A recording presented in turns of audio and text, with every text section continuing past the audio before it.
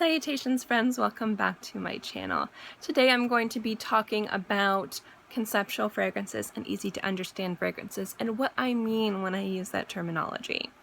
I'm going to get a little bit abstract with how I talk, and you guys know I go on crazy tangents, so if you can handle those kinds of chit-chatty videos and you want to know what I mean by conceptual and mainstream, then keep watching.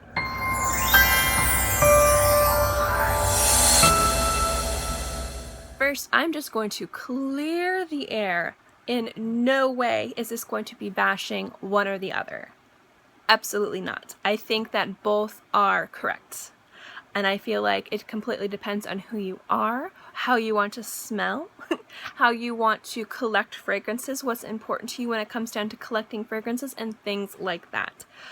But I did want to get into, like, since I use the words conceptual and mainstream and easy to understand and avant-garde when it comes to me reviewing fragrances, I figure this type of video might be good if you guys want to understand what I mean when I say that.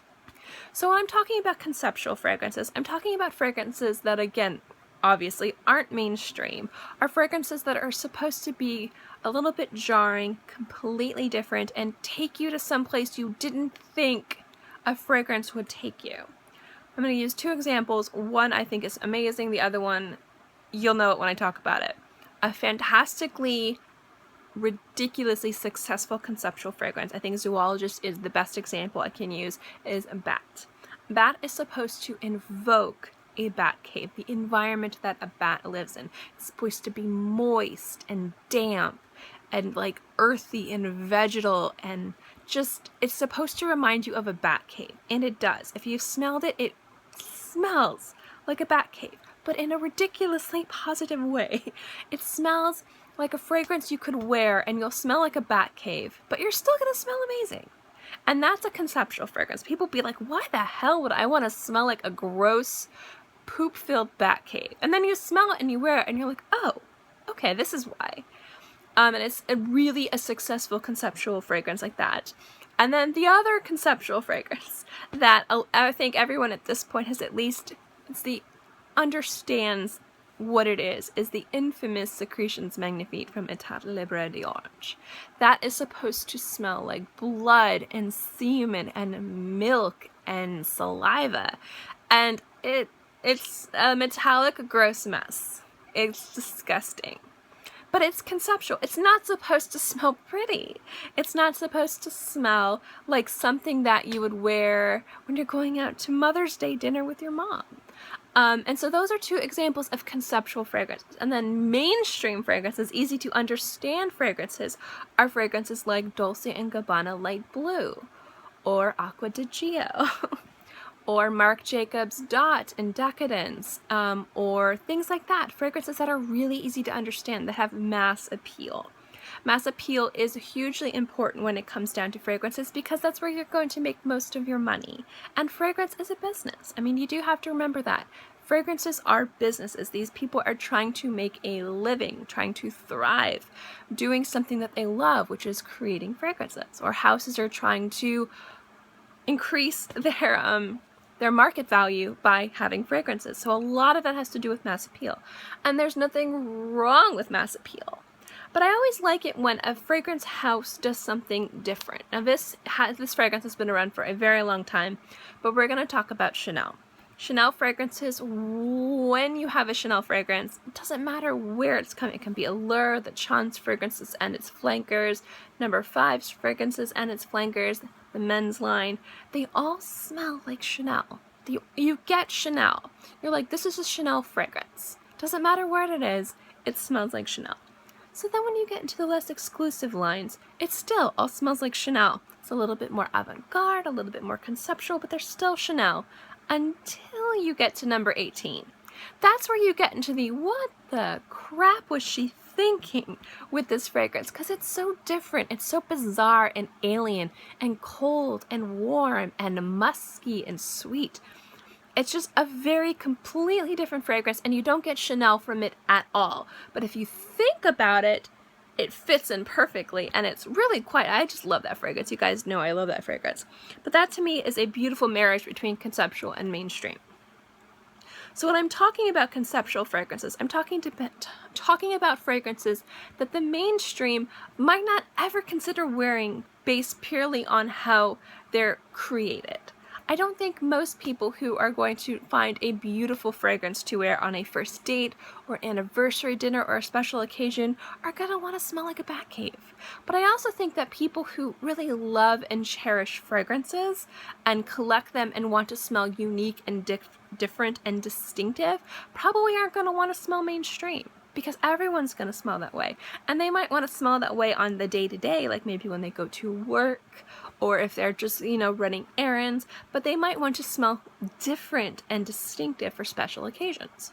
And that's where conceptual fragrances might come into play. That's where they might reach for the niche brands that kind of go a little bit more on the avant-garde. It's where they might reach for flankers that are completely different than their original counterpart.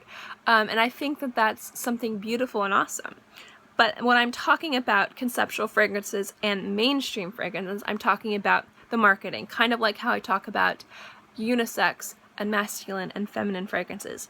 All fragrances are genderless and ageless. You can be any age and you can be any gender or sex, sexual orientation. It does not matter. You can smell however you want to smell. It doesn't matter. Fragrances are genderless. So, but it matters on how it's marketed. Now, a lot of people prefer to stick with masculine fragrances or feminine fragrances, or a lot of people break out into the unisex fragrances, and that's fine. You can smell however you want to smell. So when I'm talking about conceptual fragrances and I'm talking about mainstream, easy to understand fragrances, a lot of times I'm just trying to break it into the groups, kind of like masculine, feminine, and unisex. This fragrance is very conceptual. It's very hard to understand. If you don't like fragrances, or you know somebody who is very sensitive to fragrances and you'll be around them a lot, you might not want to wear this.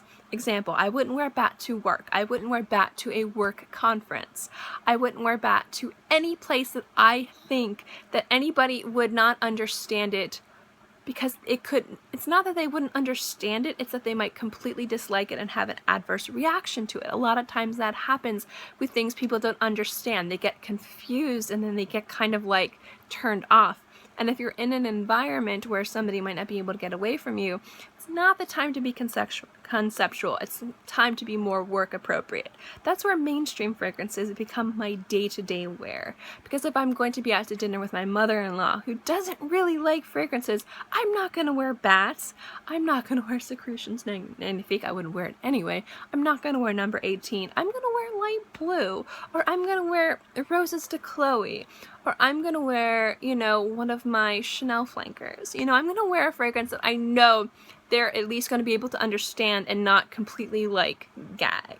And that doesn't mean that the conceptual fragrances are gag-inducing. There's some conceptual fragrances out there that are fantastic fragrances that fit closer into the mainstream. So if I'm talking about conceptual fragrances, and I say this kind of fits close to mainstream, it kind of makes it easier and safer to wear.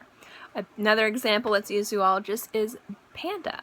Panda is a beautifully crafted conceptual fragrance, again going into creating the environment where panda bears live. But at the same time, it's really easy to understand, so a lot of people who might not appreciate conceptual fragrances would be able to at least smell it and understand it and appreciate it.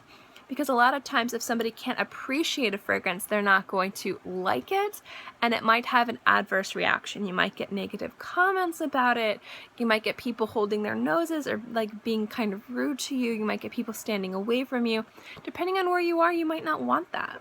And so that's kind of where I will describe fragrances that are conceptually this fits more mainstream because this is easier to understand. People understand fresh. People understand sweet. People understand basic florals like rose and jasmine. People understand somewhat spicy. People understand aquatic fragrances. People might not understand very damp fragrances. People might not understand very vegetal animalic fragrances. People might not understand semen and blood fragrances, but they're going to understand bright citruses. So it just depends on where you're going and what you're wearing. So when I'm talking about fragrances, when I'm talking about conceptual versus mainstream, I'm not saying one's better than the other. I'm just trying to let you guys know what area I'm putting these fragrances is when I review. This video was longer than I wanted, and I don't know if I hit on all the topics I wanted to talk about.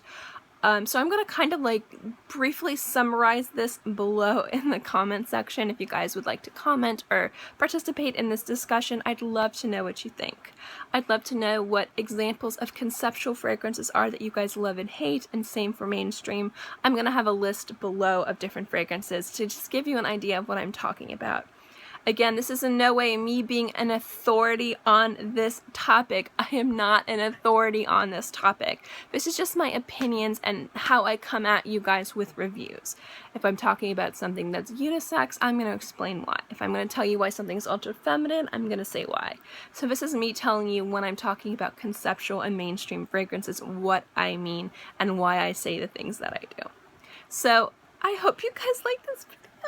If you guys like more videos like this, remember to give this video a thumbs up. It lets me know to continue doing videos like this. And don't forget to subscribe, because it's free and I'm free, and I put out new videos every Monday through Friday and sometimes on the weekends as well. So I always have something for you to watch. In any case, I hope you guys are all happy and healthy and have a great day, month, year, whatever, and I'll see you next time.